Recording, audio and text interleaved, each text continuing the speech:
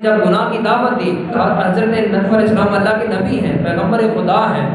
اور حضرت یوسف علیہ السلام نے ہر تدبیر کی بچنے کی، ہر تدبیر کی کہ میں اس گناہ سے، اللہ کی نافرمانی سے بچ جا کر زلیخا نے جب اپنے مکر اور اپنے فریب کے طور پر حضرت یوسف علیہ السلام کو دعوت گناہ کے لیے اصرار کیا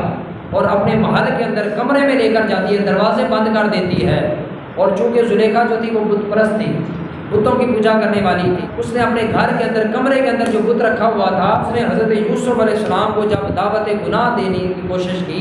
اور اپنے نفس کی طرف مائل کرنے کی کوشش کی، اس نے ایک کپڑا لیا اور بت کے اوپر کپڑا ڈالنا شروع کر دیا۔ حضرت یوسف نے پوچھا کہ یہ کیا کر رہی ہو؟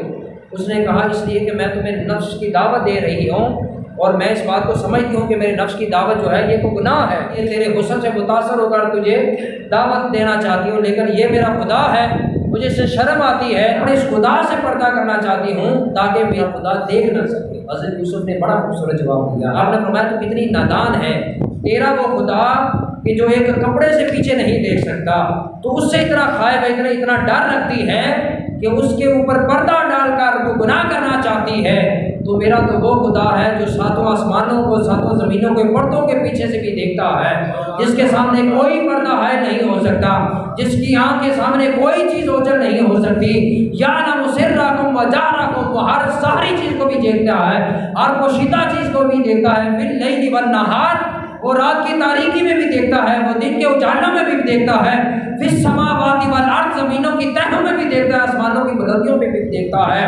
اگر ایک بت جو ایک پردے کے پیچھے نہیں دیکھ سکتا تو اس سے اتنا خوف رکھتی ہے، تو میرا رب جو ہر پردے کے پیچھے سے بھی دیکھنے والا ہے، تو میرا تو زیادہ حق بنتا ہے کہ میں اپنے اس رب سے ڈروں اور اس سے خوف کروں، تو میں پہلے بھی سے خوف کرتا ہوں، تو کیسی نادان ہے۔ بس اس وقت حضرت یوسف علیہ السلام نے اتنا جذبہ ایمانی لے کر ان دروازوں کی طرف دوڑے کہ جن دروازوں کو زلیخا نے بڑے بڑے مضبوط تالے لگا کر بند کیا تھا۔ بس رب تعالیٰ نے فرمایا کہ یوسف، اپنے رب کا خوف لے کر اس گناہ سے بچ کر نکلنا تیرا کام ہے، ہر دروازہ، ہر قفل اور ہر طرح کی رکاوٹ کو ہٹانا تیرے رب کا کام ہے۔ ابھی تاریخ اس بات کی گواہ ہے کہ یوسف دوڑتے جاتے ہیں، دروازے کھلتے جاتے ہیں، ہر رکاوٹ جو ہے وہ ہٹتی جاتی ہے۔ آج اس میں ہمارے نوجوانوں کو یہ دعوت فکر ہے کہ نوجوان تو بھی اپنی جوانی کو اور اپنے اس ایمان کو گناہ کے راستے سے بچانا تیرا کام ہے، اسباب پیدا کرنا اسے رب کا۔